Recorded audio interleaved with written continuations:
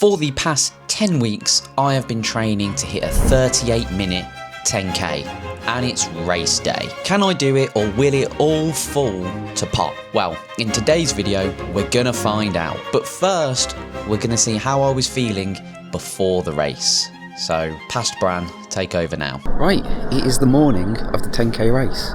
I'm going out for a little walk. Yeah, I've never really done going for a walk before a race, but I don't know, I felt like I wanted to do it today, and I can also do a bit of filming before. I think I want to because the race is so late. It's at like 11:30, and normally my races are like 9, 9:30, so I'm usually there by now prepping and doing things, but if I don't get out in the morning I start to feel really sluggish. So getting out and about. In terms of how I'm feeling today, I'm quite nervous. I'm not too sure how it's going to go. I've never really done a proper training block for any race really. Like, I've trained for half marathons, but I sort of made it up as I went along, whereas this time I've followed an actual plan and adjusted that plan as I've gone along in terms of what I felt I needed and, you know, how my body felt on those days. So the plan is we're going to go out at about 350 per k, and we're going to hold that for 6-7k, and then if we're feeling good we're going to start to push on from there. If I'm running at 350, that will put me on for like a 38:20 10k, which is a minute PB for me, which I'd be very happy with. I would like to see how close I can get to 38 minutes. So depending how I'm feeling in that last 3k, we're probably going to start dialing it up and trying to get closer to 3:45, 3:40 and see if we can claw back those seconds.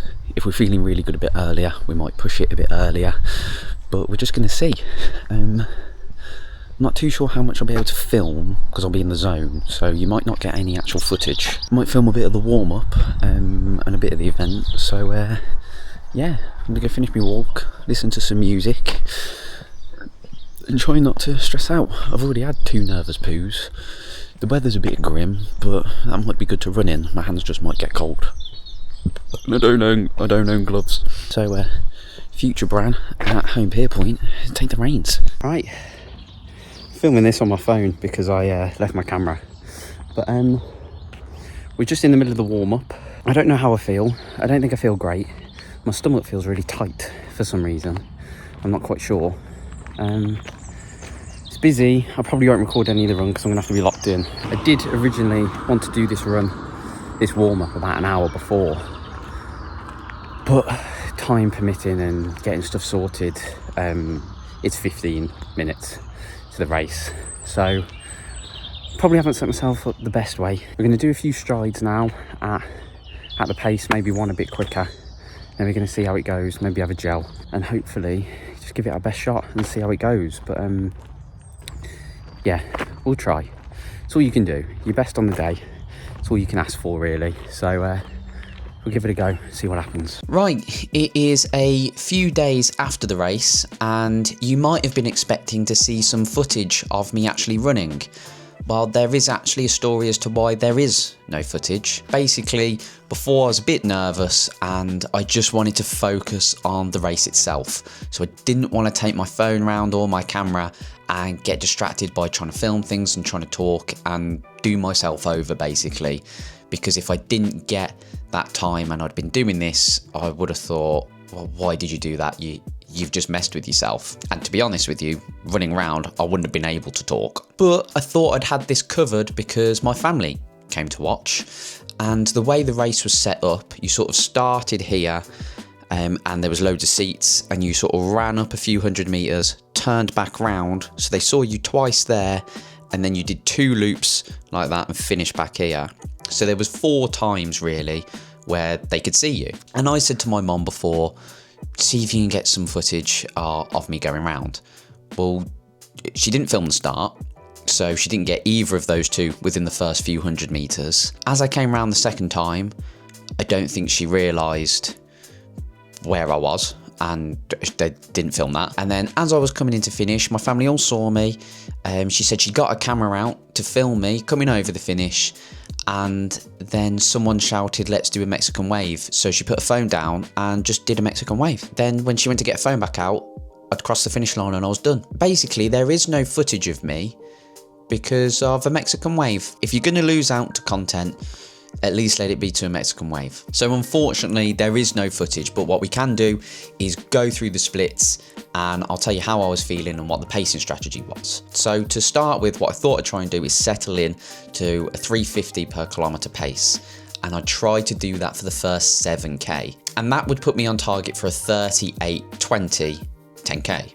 Or around that, I think. And then for that last 3k, I would try and pick it up into the low 340s and try and shave off those 20 seconds from there, because of the confidence that that interval session earlier in the week had given me at running in the 330s for that time. Yeah, let's have a look if that's what I did. So the first kilometre was my second fastest. I've fallen into the trap that a lot of us do, and I started too quickly. I actually started at the front of the pack and led the race for about 4 seconds. Basically, we went to the start line and I stepped a bit back from the front board. We weren't all on the front board thingy where it scans your chip. We were well behind that, and I was expecting other people to then go in front of me and they'd be at the front of the pack. People didn't do that. They all came and stood behind me. So then it meant that I was a few meters away from the actual start line, but I was leading it. I was the front person. I was at the front. I've never been at the front, especially on a start line. So then they went, "Oh yeah, 4, 3, 2, 1, poof, gun." And we set off, and for the first little bit, it was probably like 100 meters, and it said we were running around 4-minute Ks or like 3:58s. And I thought, oh, okay, this doesn't feel too bad. I'll try and pick it up so I can get into that 350 and then just stay there. A few people then went past me, and I was in the lead pack. I was third, and there were 3 of us creating like a little triangle, like a fleet of birds, absolutely going back down round the finish, where my mum didn't film me. I looked at my watch again at like 200 meters, 300 meters, and we were doing 340. And I looked at that and went, oh my God, I can't do that. So I thought, oh, just, step off it, you're going to kill yourself. So I stepped off it, and then as we go around, a few people overtook me, and because I went so fast at the start, I think even though I then tried to step off it, it averaged out at about 3:45. Then I think I made it a bit harder for myself because I stepped off it so much that I then had to pick it up again in the second kilometre, and I got 3:53. So from going too fast from 3:50, I then was going too slow for 3:50, and the pacing really was a bit off and it messed with me a bit. I then found it really hard to lock in and settle at 3:50. You can see I didn't actually hit 3:50 until kilometre 5. My legs felt quite jelly-y, they felt quite weak. I didn't really feel that strong at any point in the race, and I think it messed with me a little bit. There wasn't much swerving you had to do. It was pretty straight and it was pretty flat, so there wasn't much taking its toll on me. I think I just couldn't settle in. It just wasn't happening. I don't know, my body just didn't want to do it. And then I thought, right, second 5k, we'll push on. We'll try and get a bit quicker. So I then did a 3:49, and then it all went to pot again and I got 3:53. Although I think at this point there was a bit of a headwind coming back at me, which I struggled with. But it did feel like I was still running 3:49, like my rate of perceived effort, fancy term, felt the same as when I ran the 3:49. So I'm not too sure what happened with the pacing. I managed to then drag it back down for kilometre 7, which was 3:50, and then we managed to start picking it back up, and we got 3:48 and 3:41. So I'm very happy with that kick at the end, because it was hard, and I think mentally it was quite tough. I struggled because I knew I was struggling to hit the 3:50, so to then pick it back up to 3:40 in the last K gave me a bit of confidence. And what that resulted in was a 38:14. So my PB was 39:22, So we've taken over a minute off, which I am actually really happy about, considering I didn't get the target of 38 minutes. And if you compare it to this time last year, my PB was like 45 minutes.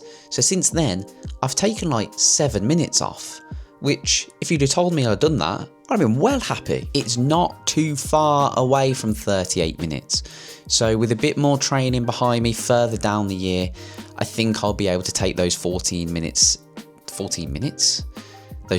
seconds off and get below that 38 minute mark. But one thing I'm very happy about that race is, like I said, although like kilometer 6 was 3:53, it felt like I was running hard. It felt like I was running 3:49s. Not everything went well for me. I think I warmed up a bit too close to the race, and I think that threw me off a little bit.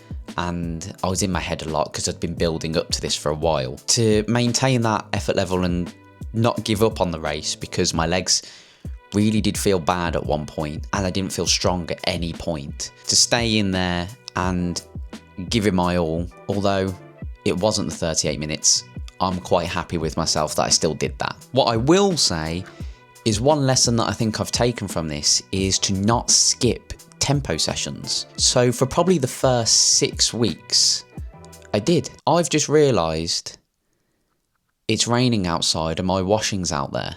Shit. We're gonna go do the washing. So yeah, I ran at 3:50 pace. I don't even know if you can see me. This is massive.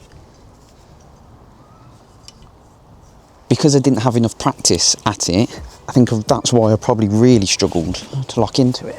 Oh, I'm razzing through this.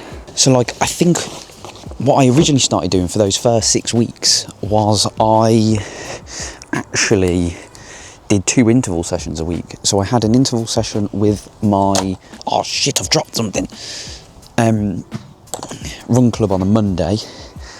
And then I had an interval session with my runner plan on a Thursday. So what that was good at was it actually improved my top end pace. Like, as you can see in the are you ready for this? I'm gonna flip, oh shit. In the interval session before the race, I ran a kilometre at 3:36 and it felt fairly comfortable. I'm dropping all these blooming pegs. I ran a kilometre at 3:36 and it felt reasonably comfortable. It was a bit of a push, but it didn't feel awful like I thought it would have and like it used to. It's just stopped raining. Although I ended up improving my top end pace, I didn't actually do any practice at holding my target race pace. And I think that is what done me in. I could have definitely prepared and trained a bit better for the race. We're going to take our learnings from the tempo session, incorporate them to some other races, and then see where it goes. But overall, I'm fairly happy that I managed to get a PB and I gave it a good go. That's all you can ask for at the end of the day. Give it your all on the day and see what happens. But if you would like to watch that interval session that I just spoke about and see how I was feeling a bit before the race and the lead up to it, then click here and you can watch it for yourself. I am gonna go and put my washing like on the clothes horse and probably curse at the weather because it has stopped raining. I'm incredibly annoyed.